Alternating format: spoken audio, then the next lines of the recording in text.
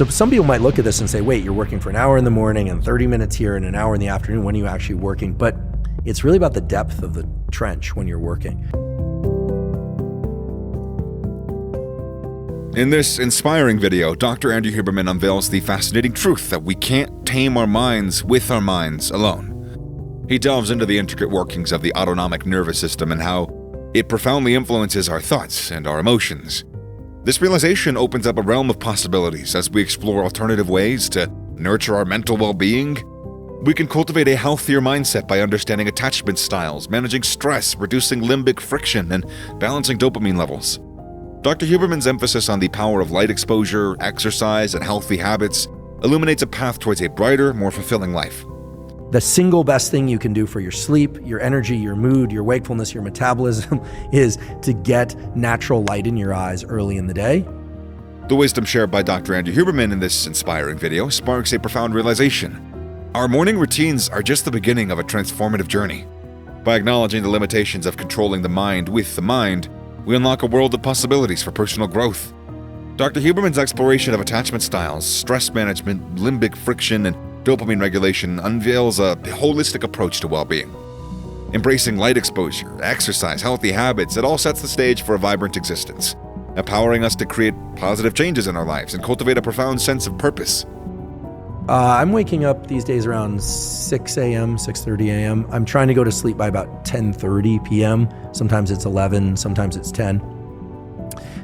I wake up, and I have to be careful here because whenever I've described my routine in a little bit of detail, people always say, I can't believe you don't go to the bathroom. So I want to be clear. I take care of my basic functions. But when I wake up, I make a beeline for sunlight.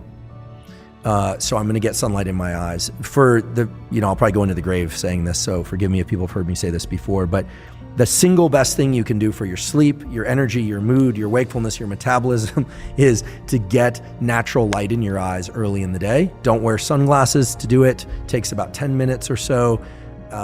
If you live in a cloudy area, if you're in the UK in the winter, yes. Or the summer, maybe you resort to some artificial light as a replacement, but as much as one can, get bright, natural, and if not natural, artificial light in your eyes early in the day without sunglasses. Contacts and eyeglasses are fine. Don't try and do it through a window or windshield. It's going to take far too long. This sets in motion a huge number of different neurobiological and hormonal cascades that are good for you, reduces stress late at night, offsets cortisol, a million different things really that are good for you. So I get that. Really, the quality studies on humans that have looked at this say try and get as much natural light as you can in the morning hours, whenever it is that is for you, especially the first 3 hours after waking. If you can work outside, great. If you can get near a window, because as opposed to just in a dark conference room, that's better. But if you can get outside, that would be fantastic. So I get sunlight, I hydrate, I drink water, and then yerba mate is my favorite form of caffeine. I am a fan of water with element. Yep. Before I had element packets, I would just take a little bit of sea salt. Dr. Andrew Huberman's insightful discussion in this enlightening video reveals a refreshing perspective on our morning routines. It highlights that there is more to our well-being than meets the eye. By understanding the intricate workings of the autonomic nervous system, we gain valuable insights into the factors shaping our thoughts and emotions. This understanding paves the way for alternative approaches to nurture our mental health. Dr. Huberman's exploration of attachment styles, stress management, limbic friction, and dopamine balance empowers us to embrace a more fulfilling existence, while emphasizing the crucial role of light exposure, exercise, and healthy habits. I do everything I can to not do email, not do social media, and to take care of a few critical tasks. These days, I have this obsession with trying to do one cognitively hard thing a day, and one physically hard thing a day. Now, not extreme physical, not David Goggins level workouts or anything, but in that 90 minutes, I'll typically try and read a research article start to finish, or I'll work on a document that I might be doing a grant or a research paper or planning a podcast or researching a podcast. I try and get my brain into kind of a linear mode. I try and narrow that aperture. Because if I don't, the distraction that's created by social media and interactions with others can kind of wick out into the rest of the day. So I'm not necessarily trying to finish something in that time, but I try and do something challenging. I experience great pleasure from battling through something mentally challenging. But that's something that I built up since my university years, when I was about 19 or so, got serious about school and really started to experience the deep pleasure of like, I figured that out, or like, that was really tough. I don't always succeed, but that's what I'm doing in that hour to 90 minutes. But I confess sometimes we'll take a walk during that time and maybe talk through some things that are challenging, or sometimes I get lazy and I'll miss a day of that cognitive challenge. Then I do caffeine about 90 to 120 minutes after waking. And even though I prefer to work out earlier, I generally will then do some sort of physical workout. I have a very consistent routine. I've done it for 30 years where I weight train for 45 or minutes to an hour every other day. And occasionally I take an extra day off. And occasionally, due to travel or other commitments, I'll occasionally double up 2 days and then take 2 days off. Yep. So it's really boring, to talk about workout schedules, but it's really simple. It's like, I'll do a kind of pushing day, rest, pulling day, upper body push, up, rest, upper body pull, rest, and then legs, take 2 days off, something like that. Always jogging or skipping rope. Those are my favorite forms of cardio. Sometimes swimming, but typically I'll go running for 30 to 45 minutes. Or if I'm feeling a little bit lazier, because I always find the high intensity stuff to be easier than the long drawn out stuff, I'll sometimes throw on a weight vest, a 30 or 50 pound weight vest, and I'll go out for a shorter run. I'll occasionally do a backwards, hill walk, or throw on the weight vest for that. We sometimes will get bands and so there's a great way to combine this. We will sometimes get two people in one of these thick bands, do hill walks in the morning while getting our sunlight. Yeah. But that I don't really consider a workout. I consider that just kind of rehabilitate as a movement. So on the off days, I'm doing cardio, and sometimes that's in the morning, sometimes that's in the evening. I do not like to weight train in the second half of the day because I like to be really caffeinated when I weight train. I like to listen to loud, fast music. Most of the time, not always. I keep my phone out or off for most workouts. Podcasts maybe if I'm running, but I really try hard when I'm working out to just focus on the workout. And those workouts, the weight training workouts, are always 10 minutes or so of warm up and then no more than 40 to 50 minutes of really hard work. If I do train hard any longer, I don't recover enough to be able to come in a few days later. And when I train that way, I generally make pretty consistent progress. The inspiring video featuring Dr. Andrew Huberman is a powerful reminder that our morning routines are just the tip of the old iceberg when optimizing our well-being. By acknowledging the limitations of controlling our minds through conventional means, we open ourselves up to alternative paths for growth. Dr. Huberman sheds light on attachment styles and stress management, limbic friction, as well as dopamine regulation. He offers invaluable tools to nurture our mental and emotional health. Now, occasionally I'll wake up really hungry if I didn't eat that well the night before.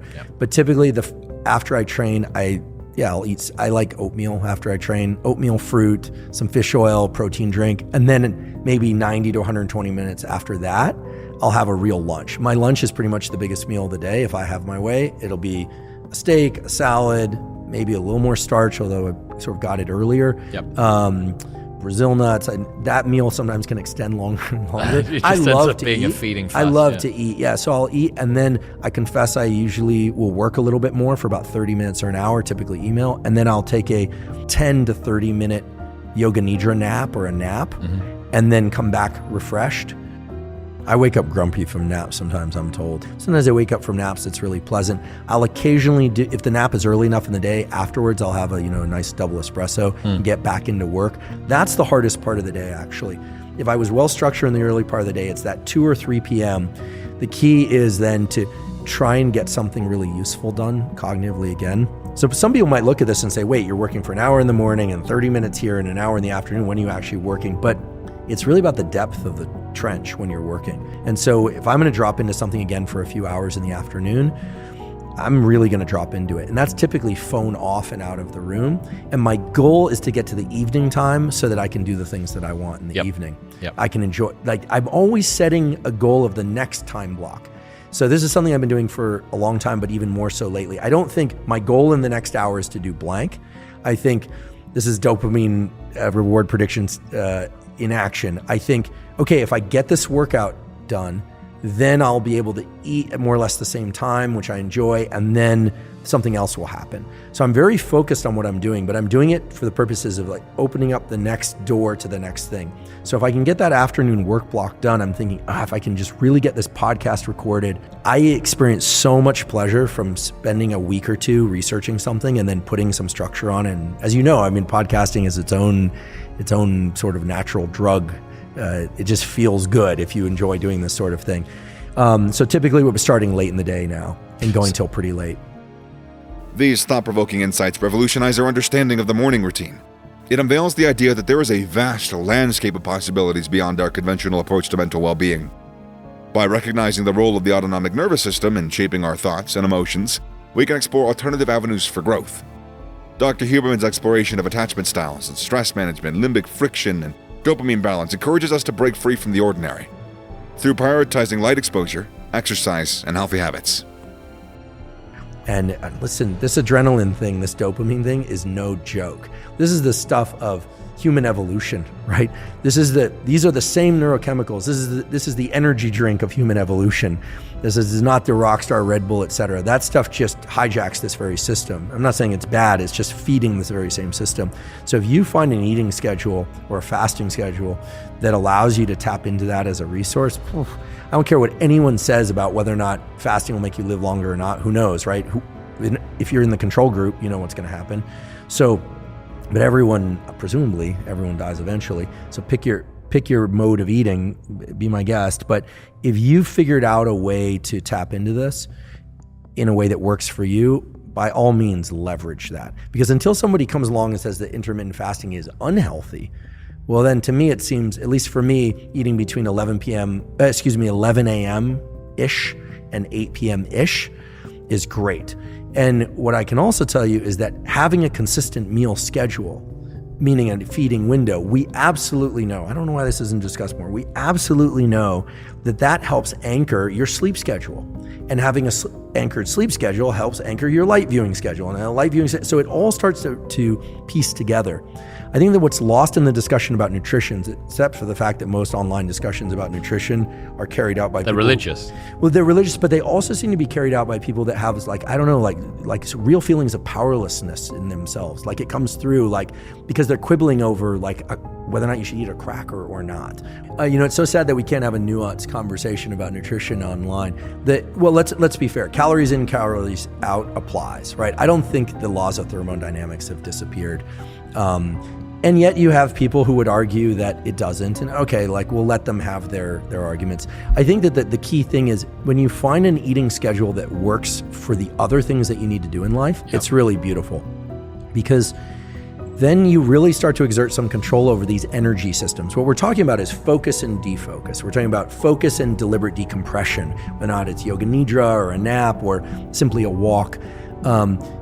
And food, as you point out, is a wonderful source of caloric energy. We need it at some point, but it also can create this parasympathetic response where we feel very tired, especially if you don't eat for long periods of time and then you eat substantial amount of starches, you will feel calmer and more relaxed.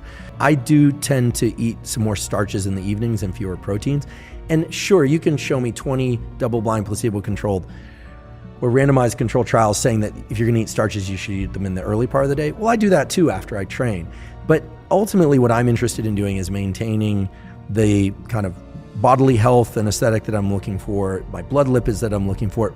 But I want to accomplish things in life. So I think if one gets too distracted by what's possible with nutrition, it can really take somebody off target. No one ever succeeded in creating anything useful in terms of work or relationships by overly focusing on changing their dietary intake. Once something works for you, I say just stick with it. Lean into it. Just lean into it, and that can change over time.